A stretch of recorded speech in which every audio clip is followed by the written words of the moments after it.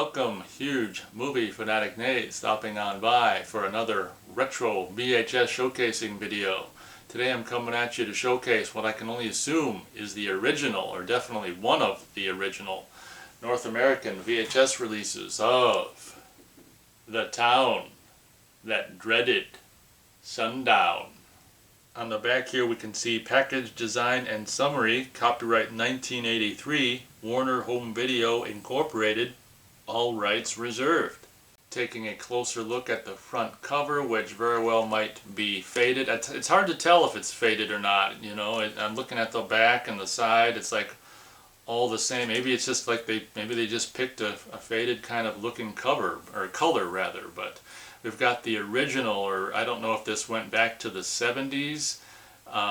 It's funny how I said the original, but the original from my era, because back when I came into the earth, around the time that this movie was released in theaters, this is what the Warner Brothers logo looked like in the 70s. This circle with like the two, the two white things and the smaller white thing. I think that's still really kind of a cool logo, and it's a bummer that they, obviously have long since jettison that logo. But up on the top corner we can see that logo, and there's an R for registered trademark.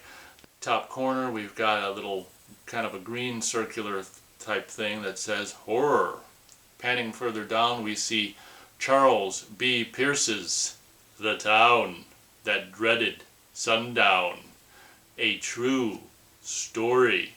And as we can see here, the original theatrical artwork image painting thing was used, which is always, incidentally, I've seen this cover back when I was a kid, way before I ever saw this movie in video stores, and it always looked scary to me as a kid, and I still think this poster is very, very iconic. The good old days when they hired painters to do movie posters. But very, very cool how they have this, this hooded, shrouded individual almost like just looming over the sleepy town.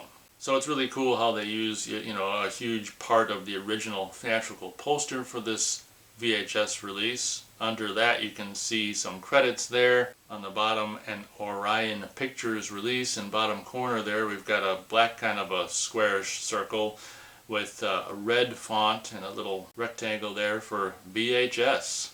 And this being a clamshell from the factory, it's only got one spine, in this case the right spine on the top, the 70s Warner Brothers logo there. Underneath that, Warner Home Video. Underneath that, horror.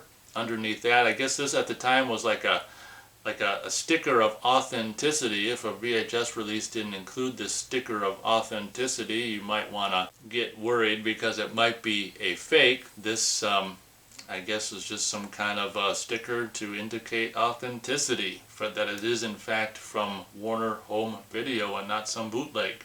Then we can see The Town That Dreaded Sundown. I don't really like the way this overall layout of like the spine, you'll see it more in the back, that this is what they did even with VHS, or not VHS, but not only VHS, but even Laserdisc releases at the time. Just the the goofy ass background, whatever, those stripes that go, it's just stupid. Makes it hard to read the frickin' title. I think that's stupid in my opinion. But on the bottom of the spine here you can see a close-up of the spooky shrouded hooded killer guy. Catalog number 26031, color 90 minutes. Once again the little squarish circular thing with the red VHS.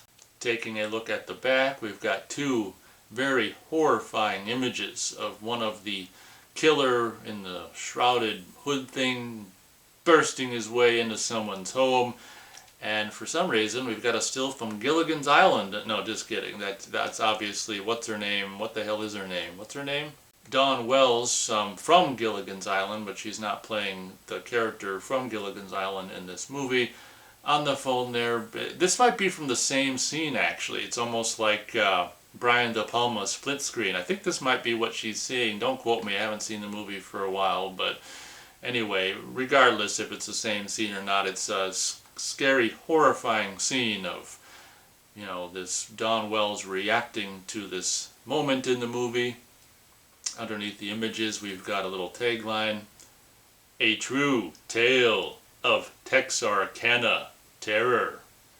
In 1946, the joy and relief over the ending of World War II and the happiness over the prosperity that followed was destroyed for the residents of Texarkana by a series of traumatic experiences that many still remember. In the spring of that year, 5 townspeople were brutally murdered and 3 brought to near death by a masked madman who eluded capture by the Texas Rangers and a host of other law enforcement agencies. This true-to-life thriller is a dramatization of those 5 still unsolved murders which sent local residents into a panic and caused their town to become an armed camp after sundown. Academy Award winner Ben Johnson, who portrayed the dapper Melvin Purvis in Dillinger, stars as Captain J.D. Lone Wolf Morales, an ace sleuth called in by local authorities to apprehend the killer.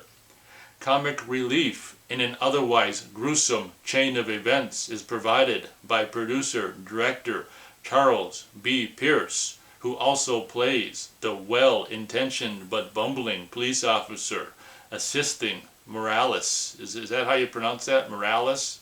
That's how I'm pronouncing it.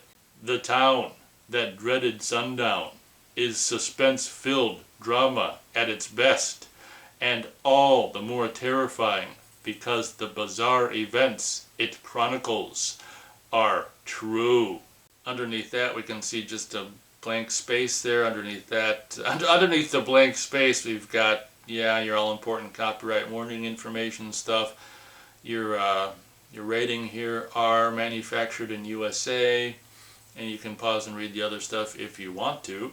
Taking a look at the VHS cassette itself, unfortunately we've got like a security sticker that's partially covering up the very top of the label, but as you can see it's an authentic early 80s release because you've got that 70s era and I guess early 80s era Warner Brothers logo there. Underneath that, Warner Home Video. This is a standard fare for Warner VHS back in the day. They might have just started doing this from day one, kind of their black and white version, you know, the black on the top and the bottom, and then the middle where the title is, and the actual information for the individual title is in white.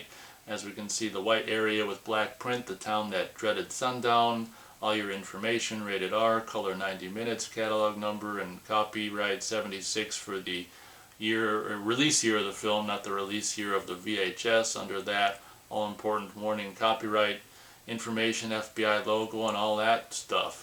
Taking a look at the spine, once again, 70s era, I guess early 80s era, Warner Brothers logo, Warner Home Video, the town that dreaded sundown. And just like that thing that can be found, the authentication sticker that can be found on the spine of the actual artwork, on the cover spine thing, there's actually one of them authentic, it's like a watermark sticker, just that they also place on the VHS cassette itself. On the bottom of the spine here is just this white label with that 70s, early 80s Warner Brothers logo. I guess, like I said, with the front cover, if you don't have one of these stickers on your VHS, you might not, you might not have an authentic one, either that or it fell off. But very interesting that they, depending on the studio, they used to do things like this to try to fight piracy. Because after all, piracy is not a victimless crime. And as I'm wrapping up this video, I just noticed this. You've got the 70s, early 80s Warner Brothers logo, in addition to what? Warner Home Video, a Warner Communications company, actually printed into the plastic in the front cover there, which is really fancy schmancy. They really, didn't pull any punches in the early days of VHS. I was trying to remember that John Hammond line, spared no expense there, if you couldn't notice. But anyway, I guess that pretty much does it for the showcasing. Thanks a lot for watching. Hope you guys enjoyed. And as always, we'll catch you on the next video.